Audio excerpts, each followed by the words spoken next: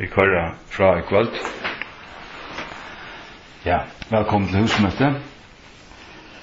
Herre Jesus, bid meg siknes av stund. Bid meg styrke til som lursta. Bid meg salva meg til å tåsa, og salva østene øyrene av dem som lursta. Etter du var suttja og skilja og være styrst og opplyst sannleikan. Og lære suttja til hva du til drøyne år, til varvøyte år, og utblåsta og varvøyte. Og bid meg sikne og styrke til hva nøystakkan i Jesu navn. Amen. Ja, sørsta kvöld hukte vi det at imsom åren, vilka som leisen åren, vi særlig, vi alt avgjerande røtten tutningen, det vil si at det imisk år, og i King James-bibelen som hva skal man sige, som standa klart best i King James, og underliggande i øysene, som så i textus receptus, men samanbært King James, vi textus receptus biblir, så sagt du til at alle stande her som det en liten tvistøva her stender King James alltid betre og rett og sterskare megin. Altså tar jeg tar simpelthen løyter av Guds anda til at gjøre en endalige hva skal man si en hakstu bibel. Og når prater vi om tror jeg fyrir bibeltimmer om som ito Guds haksta biblia, eller hin haksta biblia. Og det King James biblia. Og tøylugt dømmet i 17. Timotheus 2:15. Her et år som at studera. 17. Timotheus 2:15. Og her stendur studera at trøyna til sjálvan virkjentan i frigode, en verskamann som tarvast ikkje a skammast, rattliga døylande sannløgs åre. Study to show thyself approved unto God, a workman that needeth not to be ashamed, rightly dividing the word of truth. Han byrjar vi at appellera til at leggja seg øyna vid, til at gjera sitt besta, men det tøytingar som det kan heva, men det underliggande året kan øysene tøyast at studera. At studera at stunda at leggja seg etter, at gjera sitt besta. Og det som av Bibelen sier, men King James sier study, og legg mest til stendur studera at syna til sjálvan. Så det vil si at første applikasjonen at det som du skal studera at syna til sjálvan, virkjentan. Studera at syna til sjálvan virkjentan, det vil si at gjør ditt besta, eller legg til etter at syna til sjálvan virkjentan, men studera det betre året allikevel, og det rattasta og det ratte året, tog at det løyer til på en av veien, en verskamann som ikke tar oss til skammast, ikke skammast i kvarjon, rattliga døylande sannløgs året. Det vil si at endamålet vi versen og endamålet visen her at det som man skal arbeide på at det gjør det beste fire, det at du skal kjenne året for rett vi tog. Tog det bedre at si studera. Det vil si studera her for tver applikasjoner til i første leie at du skal syne til sjálvan, vi kjent for gode. Men det en tom utsøgn, eller det en avspesifisk utsøgn, hvis du ikke sier og i kvarjon, at syne til sjálvan, vi kjent for gode, det så brått. Men så blir det spesifisera vågjere av en verskamann som ikke tar oss til skammast, og så sier han da akkurat i kvarjon, til hvordan du først vi årene, rattliga døylande sannløgs åre, til å si året skal du kjenne, året skal du studera. Tog studera til ratta året her, til å si man ser det i sammenhengen, studera til optimala til å si at det haksta, det får ikke være bedre. kan ta undlisande året tøyast studera, så studera tan optimale tøyingar maten, eller tan optimala orangen, og tøy jeg egentlig glad for at her stendur studera. Og så har man et bo og i Nya Testamentet jeg studerer Guds ord, og det hever det omgærestan. At det øyneste boi i Guds ord er studera Guds ord.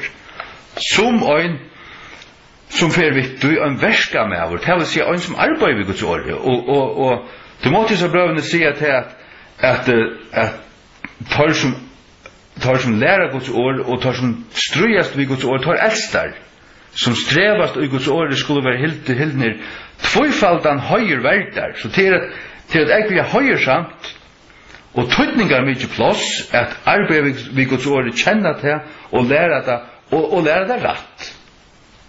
Tøy er det egentlig godt at heva vi, og som et bo, og i Nya Testamentet, at vi døy studera Guds ord. Halleluja. Det neste, det er året vitenskaper, og 4 Timotheus 6:20. 4 Timotheus 6:20. Og så står det året kan tøyast vitan øysne, eller kunnskaper. Det er alle viktig å si vitan og kunnskaper, men det kan tøyast vitenskaper. Og det er just vitenskaper som er det beste, det vøyte, det suttje, tøyer stendur. Og Timotheus, var vøyt det som der var lite til, skudjande vannhøylager og fafongdar blabbaner, og motstøver av vitenskapet, falsliga så kallaven, and oppositions of science, falsely so called. Science er vitenskaper.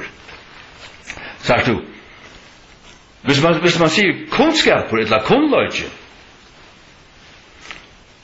kan man hava en falskan kunnskap, og falskan kunnløyga, ja, det vil si, så er den kunnskapen liggen. Men du kan hava falskan vitenskap, som av avrøtten vil kalla over det. Og det er just vitenskaperen som setter seg opp i møte bibeltrunne og bibellærerne sterskare enn nekka anna. Det er nekst den sterkaste høytan for bibeltrunne, det er det som kallar seg vitenskaper. Ikke kunnskaper og vitan. Vitan og kunnskaper. Varst du nekka? Og har du kunnskap, ja, så kan det diskuteras om det er rette kunnskaper som vi er. Men det er just vitenskaper som setter seg opp som en høytan i møte kristendommen, og til det som stender i King James, og som er lust som en høytan og som en fortjente av kristendommen, og det er det så sannelig. Tøy var det og trygg ved tøy, at det er den optimale orangen, til den beste, og den kvassaste, den bøynraknaste. Vi vet at det er Guds ord kvassa enn ekka tøy ikke svør, det som er svør, det dømer, det sitter alt på plass, og så skal det standa rett, og det gjør det. Halleluja. Så er det sodomittur, ikke kallskøtje eller noe annet. Det er Deuteronomium, finner jeg med oss i bøk, Deuteronomium 23:16. Deuteronomium 23:16. Det er så 293 i Gamla Testamentet. Det skal ongen håra være av døtren Israels, etla ein sodomittur av sonon Israels. Hikk? God og langt vurst i Genesis kapittel 19 synden ikke til at ein gjer seg til kallskøtjo og seler seg likan som mævur. Nei, synden og at han anstigden som God ikke vil sutja i Israel, det den sodomitiske akten som i det vil kalla samkynne, som slett ikke til. Det jo sodomitter, det ikke samkynne, eller nekka tøylukt. Og Ta i året sodomitter stender her, så vil det spåre atter til første definisjonene her som Herren løser hver marske gonger, hvert han dømer som synd, og hvert Guds år lærer synden. Og ta vi så kommer ut i Nya Testamentet, vi kommer ut i Romerbrevet, som det første evangeliske brevet her evangeliet blir opplært og lært tøytninger ut i. Du leser de 4 evangeliene, så gjerninger apostlene, så kommer Romerbrevet. Og langt og i første og øren kapittelet, her vittjer Paulus hvordan frafatt gonger og hvert. Og han spør ikke bare ut i sin egna hjärsta. Hette den bibelska læran fra början av. Og her kommer han i kapittel 8, vers 26, han tåsar om hvordan mennene fører fra til naturlige omgången og brunn og sånne gynt, hver med øren og alt det. Hva vittnar det til? Jo, det vittnar til Sodom og Gomorra, det som hendte her. Det vil si at her hever du lukket som en væra. Så at Guds år leter tingene opp, og ta ganger som en linje, og ta en av seg læro. Det fer ikke til søyes her, og så til søyes her, og så holter og bolter ut alle veier. Når det beste å knyte dette sammen, og gjøre det bønt, lukka som en svør bønt, og til kvast, ta i det nevner og ting, så tror vi det ui, det som vi langt å kjenne. Det som vi langt å kjenne. Og så stender året sodomitter her som Bibelen Sadal Victor sier, kallskøtje, eller akkur slukt bras, kallskøtje, kjemakraft. Nei, sodomitter. En sodomitter. Det gjeren, det den sindige gjeren som tann, at 2 folk sammen av samme kynne. Tog stender det her, og tog det optimale, og til glad for det. Halleluja. Vi hopper fram til åpenberingen 8:6. Åpenberingen 8:6. Halleluja. Det åpenberingen 8:6, ikke? Og hever gjørst okkur til kongar og prestar, ifri gode, og fægir hansara. Til hansara veri dord og herradømi ever og ever. Amen. Gjørst okkur, altså han, og i kapittel 5 nevner han Jesus Krist. Og fra Jesus Kristi, som det trufasta vittne, og en frumbordig av dem deg og prinsur konga gjerrarnar, honom som elskar okkon, det vil si Jesus Kristi som elskar okkon, og två okkon fra okkara synden og i sin egna blaue. Han tåser om Jesus Krist. Og hever gjørst, hver hever gjørst? Jesus Kristus hever gjørst, okkon til kongar og prestar i fyrir gode, og fægir hansara. Det vil si hver god, og hver fægir hansara, fægir hvers, vi fægir, og i Jesus sammanhangen det fægir Guds, det vil si at det lærer godamløyga Jesus Krist. I fyrir god og fægir hansara. Ikke i fyrir god og fægir søgnum, eller i fyrir søgnum god og fægir. Ja, det er ikke hva til dømes Victor sier. Og gjør det okken til kongar og ikke til prestar fyrir gode og fægirsøynun, sagt du? Fyrir gode og fægirsøynun. Nei. King James sier, sagt du, det en øyla føyn nuansa. Det en føyn nuansa som man nastan ikke ser, men hun her.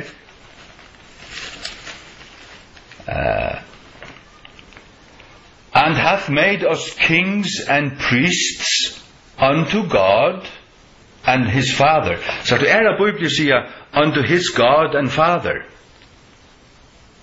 His God. Så det Jesus Kristi god. Ja, men Jesus tar han vær gjør, ta seg om god som sin fægir, ja? Men her stendur, i for gode unto God and his Father. så Jesus god, og fægeren god fæger. Det vil si at dette verset lærer goddømløk av Jesus Kristus. I fyrir god og fæger, til Jesus òsne god, og god fæger hansara fæger. Halleluja. Men det skal skiljas sånn i allar bibelske lærerne som holdt, at Jesus Guds sonur, og god fæger god fæger, og Jesus kallar god fæger for sin fæger. Ja. Halleluja. Tog at det var han som gæt han til han kom, og så Så det Efesusbrevet 6:4. Efesusbrevet 6:4.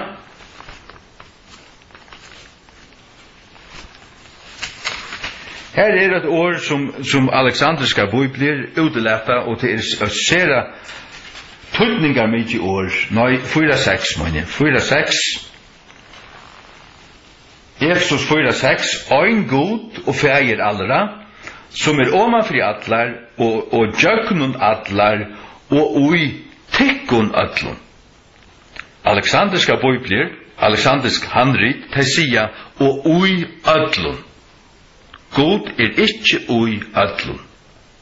Nei, God bor ui tøymon endurfatto, han bor ui kyrkjesøyne, han bor ui tøymon som har tidsi mot Jesus som sunne personliga frelsara, her bor han vi høyla i andanon. Her skriver Paulus til møgnjøtene ui Efesus, og han lærer God, han sier, ein god og fægir allra, det vil si at det bare ein god, og han som så fægir allra, at han gjever allun loiv og heldur allun oppe, og han skapte okkar fyrstu foreldur, og vi kunne kalla han fægir, men som omanfri allar og jöknun allar, og ui tikkun allun, and in you all. Vi leser her det gamle danske bibelna. Jeg vet hva hun sier.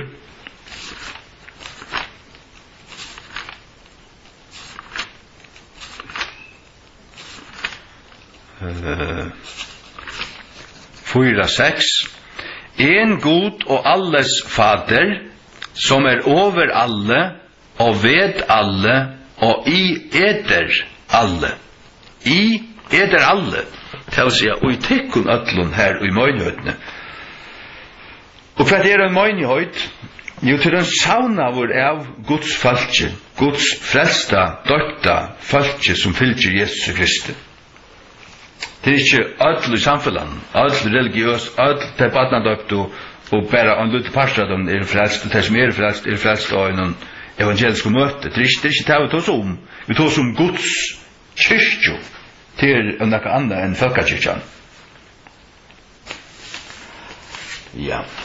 Det ikke her vi sagt at ønsken frelst i folkekyrkjan, men som jeg sier, her onkur her. Så færer vi til Markus 9:24. Markus 9:24. Ja. Her året Herre, og ta manglar ta vi flest Alexandriske bibelen. Og bøyna vegin røpte bansens fægir ut, og sier vi tarun, Herre, trykve, hjelp til munne vantrykv. Lord, I believe.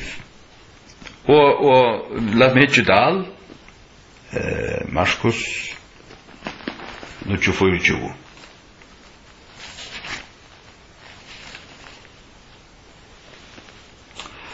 Her stender bare trykve, hjelp til vantrykv munne.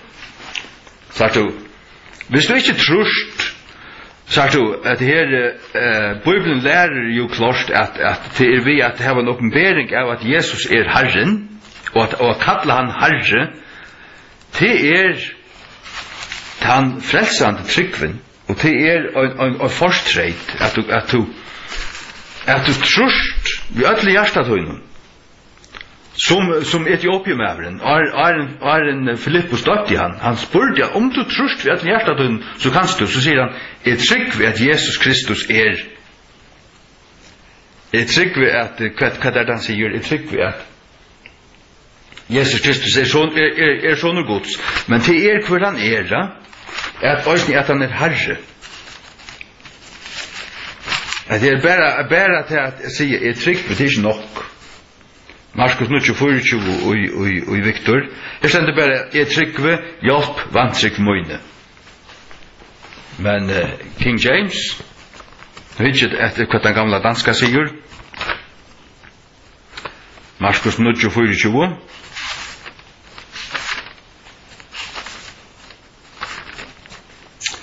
her sier han, jeg tror, Herre, hjelp min vantro. Jeg tror, Herre, vi står ha. Hjelp min vantro. Jeg så bare han en tryggvante, så har han ta rødt og trunna. Ikke bare at han tror at dette for å hente. Når han tror at Jesus, han har ikke trygg av han, hvor han til alt avgjerande. Ja. Så fer vi til Lukas 16:23.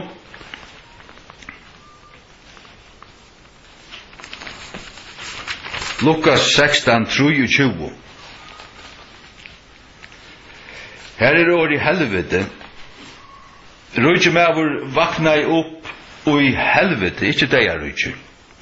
Og i helvete litt han opp egen søgnen, verandi i punslun. Han var i punslun, og han tar som en eld. Verandi i punslun, og så Abraham lengt bortsett fra, og Lazarus og fennkjansara, i vers 24, og han gjeila og sier, feir Abraham, hev miskun i meg, og sendt Lazarus, at han må dippa tippen av sine fingre i vatten, og svæla tungomoine, til i punslaver og i hesson loa. Vi vet at i Gamla testamentet, inntil Jesu opprøst, så vær rumi og hjørne, omfattet i øysene paradis her som de høyla fra Gamla testamentet var gømt inntil Jesu opprøsten. Ta tok han de visse til himmels, men det ikke her ui rujemauer Han ui elden og det helvete. Det skal man hava skilfyre og seta ui sinna bibel, men det hava kvart ja. Lukas 16:23. Lukas 16:23. Og Viktors bibel, ta han lett opp eierne og ideerøyene. Så du hatt det langt slækraft. Altså, fer ut og prætika det her, halt vesingar møter vi her, og tog som ideerøyene. Altså, hatt det som grisk mytologi. Grisk mytologi. Han var i elden. Det til helvete. Og det sier King James, den gamle danskan sier helvete, og Luthers og Bibel sier hølle. H-Ø-L-L-E, jeg har slitt opp i en årebøk, det ikke deirøyke, men helvete. Og Dahl sier, og tar han lett opp eiesøyne i helhøyme. Hva det? Det kan være her tester som vutjingarna tåsa om helheimer, velhøll og alt det, du veist, her som bare sitter her, du veist, og du satt der. Nei, Guds år leter opp og viser at han tøytningeren som hatt året hever og som til steg han var, og det var helvete. Og det rett. Og jeg finner mye i nøkken åren, og gav det ikke annet som Guds år. Jeg gav det ikke Bibelen til Dahl og Viktor som Guds år. Slett i vrøvrig.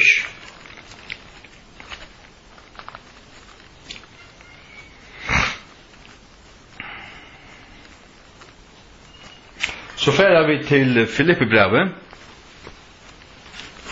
Filippibrevet. 4:13.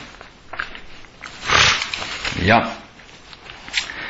Filippibrevet 4:13. Altså i 2:23.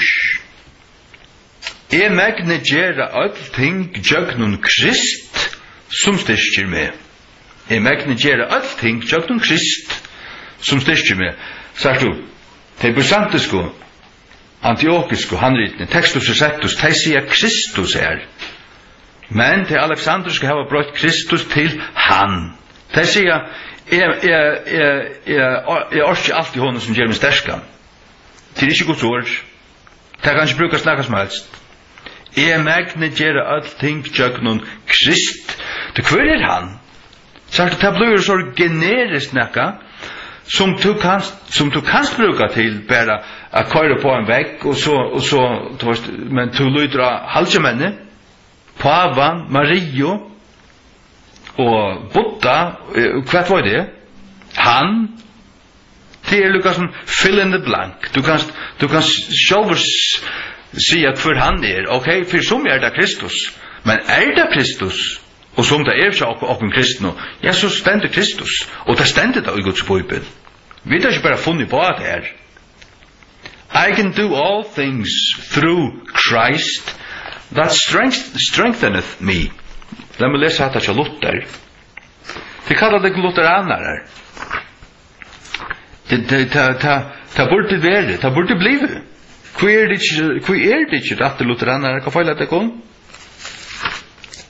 Philippi brev 4:13 Ich vermag alles durch den, der mich mächtig macht, Christus. Tu im hat til dank, så det jeg formår alt gennem ham, som meg mäktig gør, Kristus. Kristus, ikke han. Ja, jeg legger altså ui det stande Kristus eller han. Det skal standa Kristus, ta det øyre standa Kristus. Jeg elsker nemlig Kristus. Det burde det ikke gjørst. Allbart oss. Så færer vi til Exodus 6:3. Og så ligger det heldur i sofen og vi kjette kapper over i kveld. Det var ikke. Du sa det kunne. Og det burde sitte og sleva i bøyblen i stedet for. Det var ikke om at endelig sleva, men og hvordan hukt? Hukt du igjen, altså. Det er alltid. Hikk. Exodus 6:3 til så Sheafjesh, gamla testamentet. Og byrstest Abrahamme, Isaac og Jakobe, vi navnen god allmåttor, men vi må no navne Jehova var ikke kjenter for tøymen. Så du, moderne bibler sier alt mulig her, de fleste sier Herre, som sier Jave, god øyder ikke Jave, han øyder Jehova, vi har igjen den. Til hans navn, Herre, lukka som EU først, men Herre året Herre strengt tidse og en titel til nekka som du erst. Men Jehova et personsnavn til hans navn. Han sier vi må navne Jehova vær ikke kjente for tøymen. Her har vi Guds navn. Det vil si at vi har i King James og en av Bibel vi Guds navn ui. Den første spanska Bibelen jeg minns ikke akkurat når hun er fra, men hun er også Jehova. I-E-H-O-V-A. Tar jeg glemt H i endan. Men H i endan øyda vera, tror jeg at hatta kommer fra tetragrammaton, som 4 bokstaver. J-H-V-H. Ikke dobbelt V. Jødan har en bokstav som øyda Vaff, eller Vav, og Øslendinger, vet du hvordan man sier V av Øslenskon? Man sier Vaff. Og det har der hånda ur hebraiskon. For kalla V fyrir Vaff. Og hebraiskon sier man Vav, V-A-V. Ja. Og J og hebraiskon uttala J. Det ikke et J, som det enskon, det hvordan man uttaler J og enskon til J, til bluta til Jehova. Men og hebraisken uttaler man J akkurat som vi gjør. Og V et veljev. Det Jehova. og hebraiskon entan det og det, det er alltid verre. Og at det er Jave og Yahu og hva annet, og Yahuwa og alt, det er bra skrampel. Han øyde Jehova. Vi vita Guds navn, og vi gautaka ikke annet enn det som det er, og det er Jehova. Så er det årtusen i 8:22, til noe som jeg ofte har tidsi framfyr. Årtusen i 8:22. Jeg minns da jeg var unger, tannarengur og Jack til bibeltømme og i misjonshus nå. Jeg var 16 år, da før vi tjøkken årtusene, og onkur hei årtusen i 8, og vi laus allan kapitlen, og onkur sier, man ser og her at det er Jesus, ja, og det ble sagt, visdommen, ja, så fører vi til 4 Korint 8:30, her som stender, Jesus er Guds visdommer, ja, men så har man et størst problem i vers 22, til her stender, og i Dalsa Bibel altså, at Herren skapte meg som sitt første verk, og det så fetter alt sammen, Jesus er ikke skaptur. Men jeg har vært og i glivra med sjønsus og hørst en danskan prest tala som stod vi i en Dalsa Bibel og les just dette verset her, og han lærte til at Jesus var skaptur. Og da lærte han ut fra altså Bibelen. Han sier at Jesus var Guds første verk, og Jesus var skaptur, sier han. Ja, det gjør han presten til en falslærere. Jesus er ikke skaptur. Og det er rødt og Bibelen her. Det er rødt og Bibelen her som bygger av masoretska teksten fra Ben Chaim fra 1524 og 1530. Først for prenta over 1524. Den masoretska teksten som King James bygger av. Her stender at Herren åtte meg. The Lord possessed me in the beginning of his way. Luther sier der Herr hatte mich, og den gamle danska sier Herren eide meg. Det vil si at tøye god feir skapte så åtte han langt Jesus. Jesus var langt her, tja honom. Ja, så kunne Jesus være vi og i skapan, og ta var han. Han var faktisk han som feiren skapar i vi og i jøknen. Og tog stendur her i første King James, i årtusen 8:22, Herren åtte med, og i byrjan av vei i synen, Aren verksyn i foren. Det vil si, Aren, god feiren skapar i nekka, så åtte han langt Jesus. Og det er rødt læra, og Bibelen lærer ikke for kjærst, Gud løyer ikke, Gud sjálfur lærer ikke falsklære og i synden året, og tog sier der til at han retta Bibelen til Textus og Settus, Nye Testamentet, Ben Chaim, Gamla Testamentet, og Foin Pussa og Foin Stidla og King James. King James Guds år til endatøyina, til okkon pallepa at lesa. God vil give okkon sitt år, vi pyrsa læra grikst og breis for å kunne lesa Guds år rundt og ratt. Han har brukt menn til å gjøre okkon det, som har arbeidt under høylig andans salving, som har gjort det ratt. Først mannsbaten av hjørnen nesten doer engst, i alle for kan do engst. Til omgang skyldning.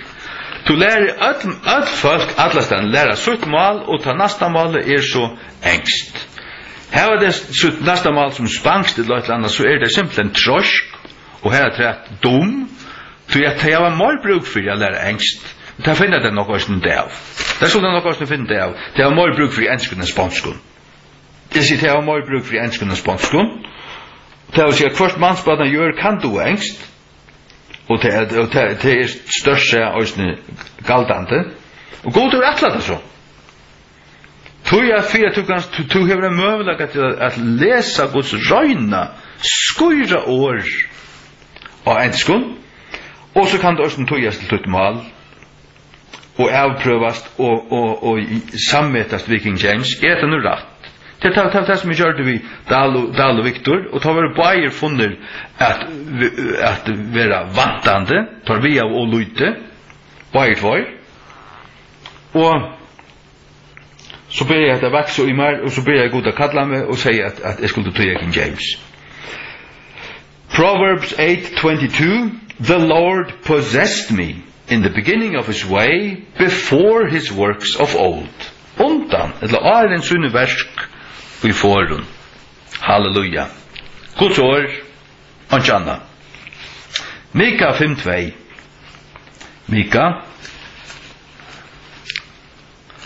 Mika 5:2. Det altså i 1095. Sen drinkt að finna Mika og han mitt i mitt alla ta lutlu profetan der. Mika 5:2. Men tu Bethlehem Efrata, tau at tu veri til lutlu mittel Juda tusendir, tau utur her skal han koma fram i firmer, som øyra vera stjörnar i Israel. Kvørs færingar fram, etla utfæringar, etla utgangtir, færingar fram, heva veri fra ur forun, fra evet verande. Her sier Dahl og Viktor, annars sier opphav og hinn sier opprone. Studera teg årene, opphav er en byrjan. Opprone er også en byrjan. Og dette lærer, dette er klart Jesus hever onka byrjan og ikke opphav. Nei, det hever han ikke. Hva hever han? Whose goings forth? Hva det to go forth? Til å letja sted. Til å fære ut, til å byrja nekka, til å fære ut at gjøre det. Du kan skal være heldig inn, eller du har ikke gjørst inntil et avvist punkt.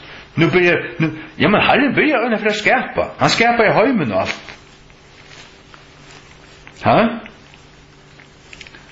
Whose goings forth, til det som stender her. Whose goings forth have been from of old, from everlasting. From everlasting. Whose goings forth have been from of old. Så vil det spesifisere hva of old er for nekka. From everlasting. Og til Jesus. Han er ongan oppruna. Han er ongan opphav. Den gamla danska, hon hever etter rett. Lett å kunne lese henne.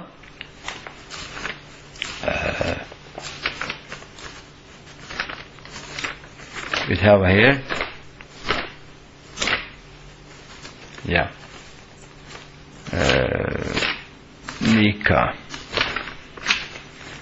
Mika 5.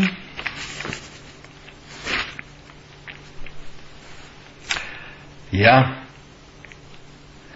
Og hans utgang er fra fordom, fra evighetsdagen. Hans utgang. Det er ikke opphav eller begynnelse eller noe tøylukt. Utgang, hva er utgang? Det er, eller just det, det er for ut til at det er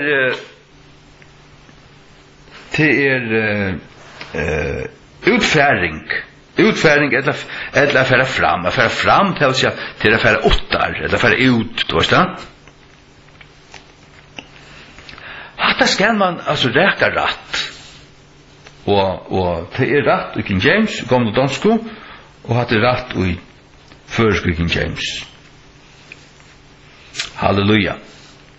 Så er det Jesaja 6:14.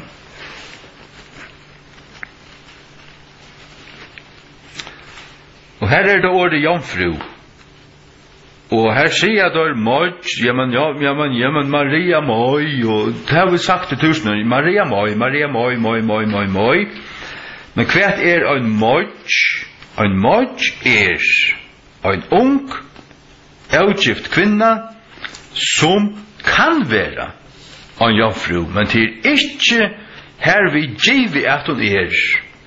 Men sier du jomfru, så er hun jomfru.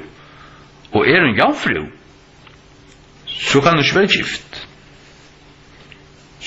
gift. Til at, ja, men to skilte her, altså. Hekk. Og hva var Maria? Var hun en ung avgift kvinna som kanskje var jomfru, man vet ikke. Men hun var jomfru. Ja, men hvor skriver det ikke så jomfru? Ja, men det stendet noe loksins. Nu leser vi føreskå King James, Guds åra føreskå. Isaiah 6:14. Tu skal Herren sjálvur geva tykkum tekin, soi ein jomfru skal ella fram og få ein son og skal kalla navn hans Immanuel. Og så leser man om Marie i Matteus 8. Hvordan kan dette være? Jeg vet at det veit ikke av mannen. Hva er det mest til? Veit ikke av mannen. Det vil si at ungen mever har vært nær mer nærkantøy. Ja, men hun var jomfru. Så var en jomfru. Jeg veit ikke av mannen. Og så sier ungen kraftens haksta skal skugge i til og du skal han høyla loter som skal være føtter av til å være kallet av soner gods. Og Matteus 8:18 at hun var funnet vid baden av halka andan. Høyla i anden gjør de henne vid baden. Og hun fødde en son som jomfru, ikke møtj. Tøy nok de fyrir snær, finn meg slett i vrøvers ujas nær, og leggen jo i matle prestan og alle tro på henne for hun elsker at det er or møtj. Or møtj er en halvur sannløtj. Som vi sier, sier du at en kona er, at en ung jent er møtj, sagt hva som møttene her, ja, så er en ung avgift som og i ørenleie kan være jomfru, men det er ikke her vi sagt at hun er. Det vil si at det er en halvur sannløyge, men sier du jomfru, så er det en fotler sannløyge. Og så kan du snakke om, ja, men jomfru er ikke så godt først år, og det er eldre jeg sier en mødj og møy, først og atter til vutsinga alt og alt det, og hikk lengt atter, 1000 år atter, og en farge var kristne her, så var han ikke skiløy. Så var sikkert atler til som ble gift der, til var ikke jomfruer. Og så kan du si at jomfru er egentlig et dansk lærne i år. Jeg vil heller lærne et bøynrettje ratt år ur danskun for jeg har Guds år ratt enn å lære en halvan sannløyka i Bibelen. Bibelen skal være rødt. Og jeg nå, jeg finner at her ute gamle dansku bare for jeg. Sagt du, vi kunne drøne til jøkken, jeg kunne bare nevnt disse dømene og si, hatt det tetten dal tar seg, og bare tidsi öll disse fors dømene som jeg har skrivet nye her, og bare lire etter jeg og sagt amen. Men det er nytter han ikke. Meiningevisen her er at tås om at her, pregve at her, vise at her, for at folk skal sutja og konfronterast at det er ikke noe godt. Nå leser jeg ut i gamle dansko. Derfor skal Herren selv give eder et tegn, se en jomfru er fruktsammelig og føder en sønn, og du skal kalle hans navn Immanuel. En jomfru. Det andre her var også et år som heter innmøe. Innmøe, hikker på det, hva det er mest, det er akkurat det samme som en mødj. En mødj. Og det skal nok også mest en ung avgift kvinna som man råkner vi er jomfru, men sier du jomfru, så har du rakt ratt. Og det er det som Guds år skal være. Det skal være ratt. Simpelthen ratt, ukvarjen tog øyneste året. Ja. Matteus 8:25. Matteus 8:25. Her er et år som stender i Textus Receptus handredun, som er kommet i King James, og tøyingarna av Textus Receptus, som manglar i Alexandersken handredun til er fyrsteføtter. Og kjente henne ikke før hun er båret fram sin fyrsteføtta son, og han kallar i navn hans Jesus. Det er alle viktig å si bare, inntil hun er båret fram sonsun. Sonsun. Ja, så kunne hun haft 8 andre bøtt av Jesus. Du varst det? Men hun bär fram sin fyrsta födda. Det vill säga, hon födde han, och hon var hans, när han var hennara fyrste födde. Det vill säga, att han kom ut, så för det första,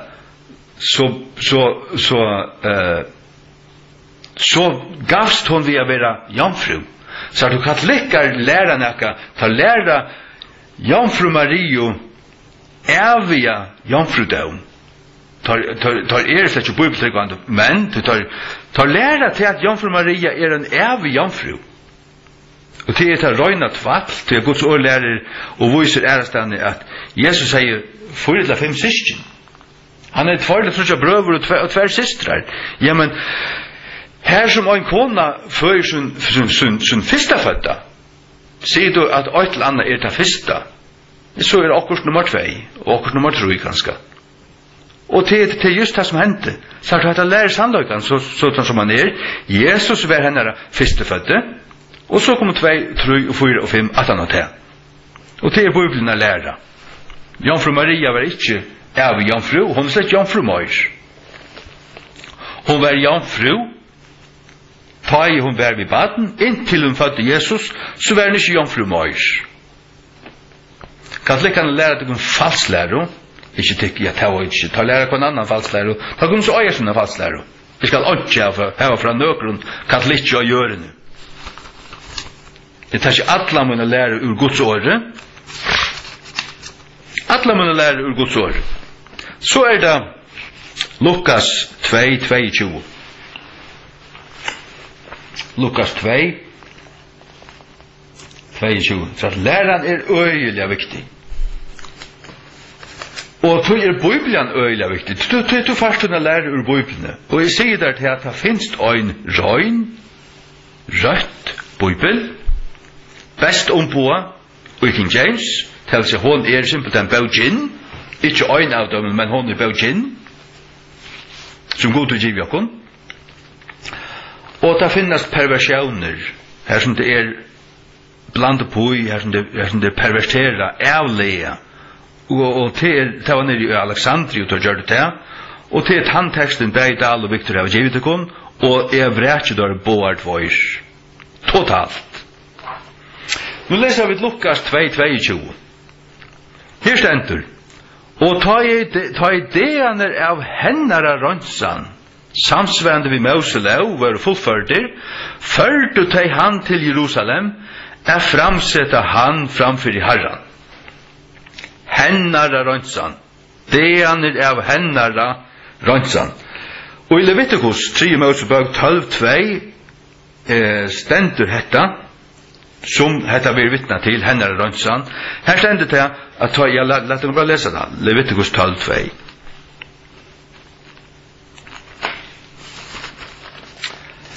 Leviticus 12, sørst du, man kan bare via lese og se man bare finne det hvor Bibelen han rett. Det er han som hanger sammen, han som ikke møtsier seg selv. Leviticus 12, og Herren taler vi Moses sigande, taler vi bare noe selv sigande, om en kvinna har vi alle fram så, og født et svønsbaden, ta skal hån være aurøyn skjeideer. Samsvarende ved det andre av sånn ætskilna i fyrir sånn vøygløyga skal hun være aurøyn. Så stendte det, og ut i 8. delen skal kjøti av hans forhov være omskåret, men hon skal være aurøyn. Hon skal hava nakra deir av skurkan, det skulle genga nakra deir her som hon vil hilden og sagt være aurøyn, spyr mig kvui, men sånn var det, men ta i så tann og tann dævn kom som var en røyn. Men hegg, nu får jeg alltid til Lukas 2:22. Tøy skal det standa ta i deaner av hennara røynsan. Hon hei av seg røynsanar deir, til så hon var aurøyn, inntil hon av seg deir som var en røynattor. Men åri hennara mantlar, og i Bibelen sitt alle viktig, her sender bare, og ta i deaner av, hva er det torsia? Torsia torra. Torra røynsanar deir og et annet. Lukas 12:22, Lukas 2:22 Olympia. Og ta i røynsanar deir torra etter Mauselovene var ute. Sørst du, Mauselov lærer ångastane at hverskje papen etla svønsbatene var aurøyner at han hennar føying. Men det tar læra til eller Mose lærte det at det var mamman som skulle færgjøgne rønnsene det her. Og stendet det torra så omfattet det også Jesus. Så lærer det egentlig til at Jesus hei arva sint, at han var eurøyner som nøyføtter. Og det passer slett i øvrig ikke. Så du hadde fastlæra. Men stendet det hennara, det ene av hennara røntsan, så det rett. Så det rett, og samsvær vi Guds år. Tog i stand er fast vi Guds år, og Guds år King James, enska og føreska. Anki annat fall. Anki annat fall. Så det Lukas 2:33. Lukas 2:33. Og Josef og Maur hansara undrast at det tingene som var tala. Og vers 3:40 øysene. Og ta det hadde fullført det her, som til vent og attur, dvalde badne Jesus etter i Jerusalem, og Josef og Maur hansara, hvis du ikke auti. Her er en tverfer Josef og Maur hansara. Josef og Maur hansara. Sagt du, her det Guds år som forteller sjalt. Det kvørstje Maria eller noen andre som sier noe. Det Guds år som forteller noe som hender. Tar det høylige anden som talsmæveren. Og han kallar Josef for Josef, ikke feir hans. Josef er ikke feir hans. Men Maria, hon sier i vers 48. Hon sier således til at hon har jo mannsyn tjassar og til høyt og lutt i baden her og hon sier således Tikk, vers 48. Og ta i det så han egva hos teg og mauransar sier vi han sonur, hvor hever du således færre vi okkon? Så i feir tøyn og hava søkt til sirkjande. Hon kallar til bare et årele, hon var ikke om det til at Josef var ikke feiren og at det var høylig anden, det visste jo alt. Men Jesus fanns seg slett ikke ujast så sier han pointet han da. Og han sier vi til, hvordan det at de søkte meg? Visste de ikke at jeg må være omgjerning feirs munns? Så han viser oss nær atter på en av veien. Han sier, jeg må være omgjerning feirs munns. Hva det? Det god feir. Jeg må få oss til at gjøre hans gjerning. At det sier han som 12 år gammel, da? Så han viser oss nær atter og minner med og det god som min feir.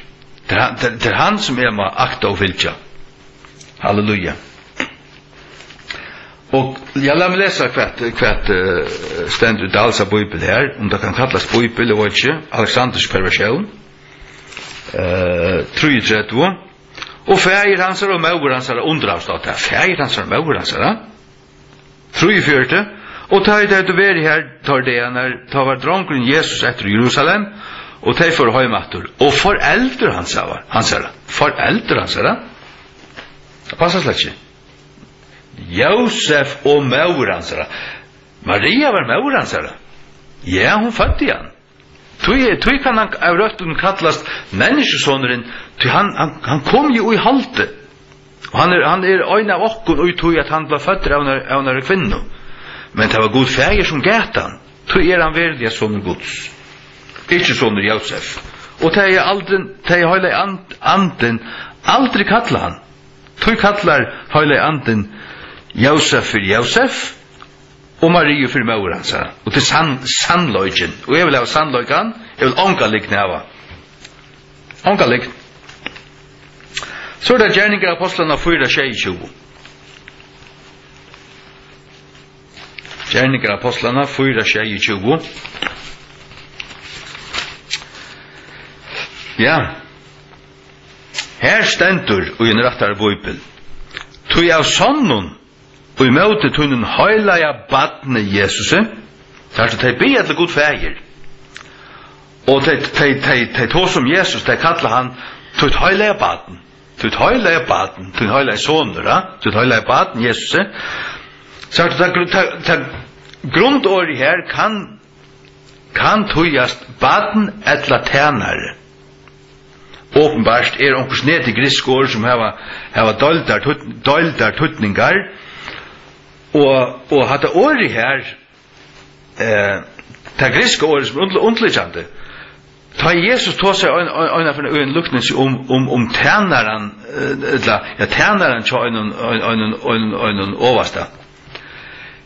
Ta sier King James servant, så er det til å være en tænare, men året kan åpenbart tøyast baden øysene, men her King James tøyerne tar løya leseren alltid inn til at minna leseren av hvor Jesus lærer til rett, Jesus soner Guds, ikke Guds tænare. Sagt du? Men nu leser jeg dels av Bibel her stendur. Så jeg sånn om tog og tør seg sammen og Jesus deg i møte høylega tænare tøynen. Høylega tænare tøynen. Og hatta lærer òsne så du gnostikerne lærte og en lærer som heter adoptionisme. Det til at han nok av jomfruføringene tar skjøttet at Jesus var en ekvelig høgt utviklet med som God valgte og Jesus var Guds tænare og at Kristus anden kom av han ved hans døp. Så du tar avnokta av at Jesus virkelig sånne Guds, at han fødder av en jomfru, og at han var godkommende kjøttet. Tøy større der alltid borster fra Jesus Kristi, og tar tro helt ikke på Jesus Kristi goddomløyga. Men i en rattere bibel, her vil Jesus Kristi goddomløyga tidsen fram, og lærter. Tøy at Guds år skal tøyast av frelstun, tryggvande, lærande folkje, ikke blindun kettaren. Blindun kettaren. Det gav det ikke slett iverhøver ikke. Den gamle danska bibelen sier sånn her, de har i sannhet forsamlet seg mot ditt hellige barn, Jesu. Ditt hellige barn. Ditt hellige barn. Ikke tænare. Sagt du? Ja.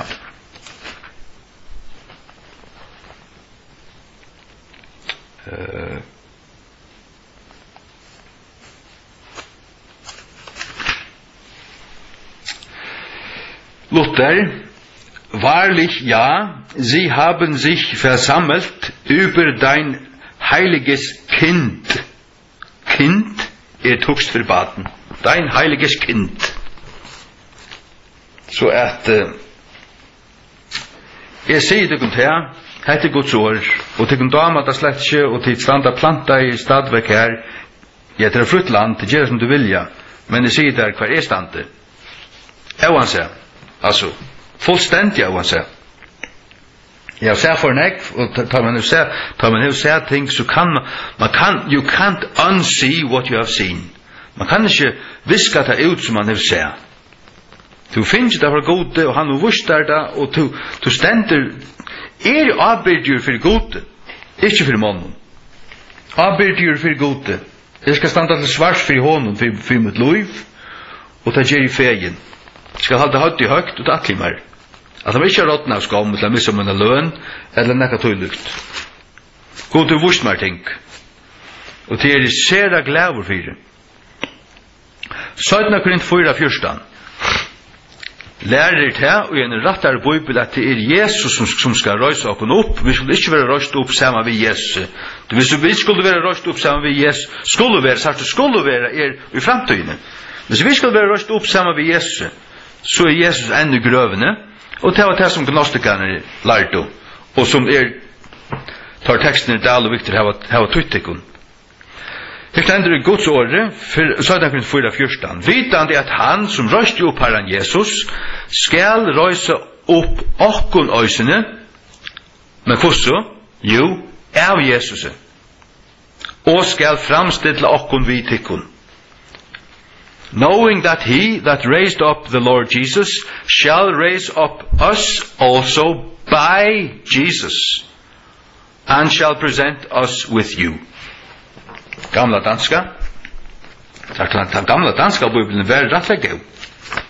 Det Guds ord av danskun. Hade den så vita det. Hade kristen folk i Danmark så lagt ut det. Det gör det slett ikke.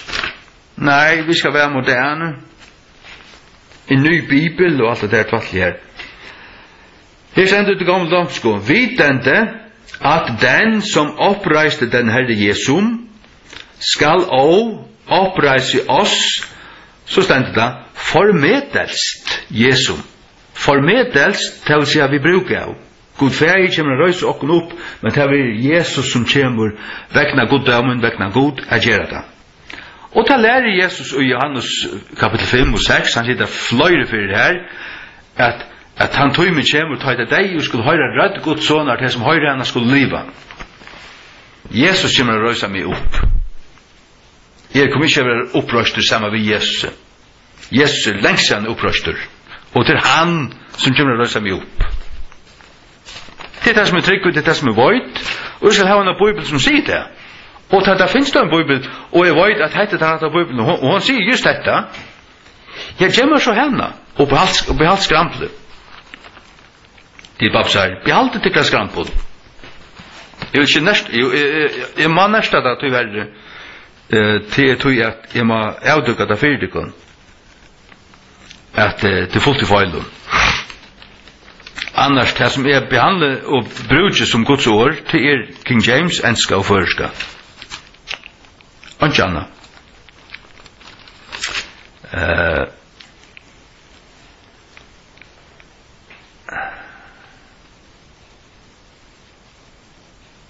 Ja.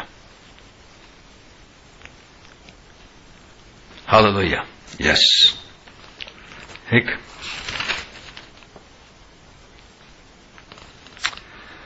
Ja. Vi tar ut et rett. Vi er ferdig på man tog med akkurat nå. Tar ut et rett. Så kommer vi på 2-3 år.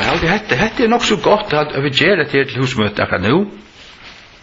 Tog at Hetta snust jo hovedsakelig om just detta, om Bibelna. Og her viser vi guldklumparna og gimstøynarna i Guds Bibel, og vi ser meg bare til vi sparlanar, Tjadal Victor, sparlanar. Jeg sier sparlanar, ja, du kan kalla det hva du vil. Jeg sier ikke på det som sparlar. Feiler i Bibelene, og lengabanar, det kan man ikke ta seg pent om. Men så er det 5-8, Svarna Korint 5:8. Det kan man ikke ha respekt for, det kan man ikke elske og si at ja, det er alt lykke, det er det slett ikke.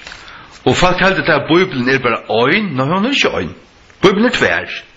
Det er Guds Bibel, og det som Satan har perverteret. Og det er det som flertall brukar. Det flertall er bort. Ikke bare i høtten, men det var for det første et hjerteproblem, for det legger ikke ui å vite, det orsker ikke å vite. Så er det Korint 5:8, og alle loder av god, det som er endersøvn okken til synskjåls, vi Jesus Kristi, og vi givet til okken endersøvninger tjenestene. Jesus Kristi, Alexandriska bibler sier bare, vi Kristus, det er vi Kristi. Nei, vi Jesus Kristi. Jeg skal ha hans navn, ta det øyre standa Jesus Kristus, så skal Jesus Kristus standa her. Øyre standa Jesus, så skal Jesus standa, og ikke han. Øyre standa god, så skal det standa god, og ikke han. Og så videre. Det skal standa ratt. Og så har man enda funnet det av i Nudjartui, folk har telt og programmer til å kunne løyde ting opp. Og så finner jeg det at til røtte Bibelene, King James, kommer navnene til goddømnen. At navnene til goddømnen, de kommer fire i under somon tølen, som kunne døles til skjei. Men det er ikke galtande for æra Bibler. Her har man engavering for Guds året, men det vil jeg vite hava. Ja, men vi hava det. Vi hava det. Hvordan kan man hava viring for Guds ord, da man ikke ordentlig vet at man hever det? Jeg vet at jeg hava det. Att det är inte kanska och inte näka som helst, kanska. Jag har det. Och det rätt till 4 Korint 16:22. 4 Korint 16:22. Om näkar mævur elskir ikkje Herran Jesus Krist. Herran Jesus Krist. Han veri anatema maranata. Hva sier Alexandska biblir? Jeg la meg slå opp tja Victor. 4 Korint 16.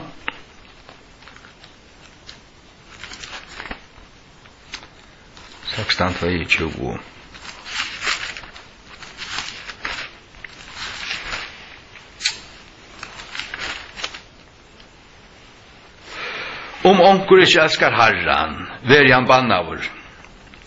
Til elskar oppvært ikkje Herran. Har du elskar Herran, så har du elskar hans år. Om nekar mævur, elskar ikkje Herran Jesus Krist. Det er Jesus Krist som er Herren. Er det bare Herren, ja, så er det bare Herren. Men er det spesifisera Herren Jesus Krist, så er det han vi skulle elska. Det er det. 4 Korint. Ja, men hitja, bare lukka lesa seg Luther. Det er ikke spette. Men det var vel Luther. Så jemand den Herrn Jesum Christum nicht lieb hat, der sei anatema maranata. Nekkar ikkje elskar Herren Jesus Krist, veri han anatema maranata. Herren Jesus Krist. Sjåvande. Ja. Dette kan takke 8-3. Daniel 3:25. Daniel 3:25. Ja. Det er så i 1002, Gamla testamentet. Han sværer og sier, så er så 24 menn leiser, gengande jo i myen elden, og tar her vantje møyen, og formeren av hinnen fjæra er luika som sonur Guds, vi stauren es. Det var jo han, det var jo sonur Guds som Jack er. Og tål du ikke ja, så har du et problem. Du elskar han ikke. Og det er problemet. Folk elskar han slik ikke. Elskar helt ikke hans år. Nu leser jeg King James. He answered and said, Lo, I see 4 men loose, walking in the midst of the fire, and they have no hurt, and the form of the 4th is like the Son of God. Hallelujah. The Son of God. Amen. Hallelujah. Ja. Låt oss ta 8-3. 8-3. Gjerninger apostlarna 16:22.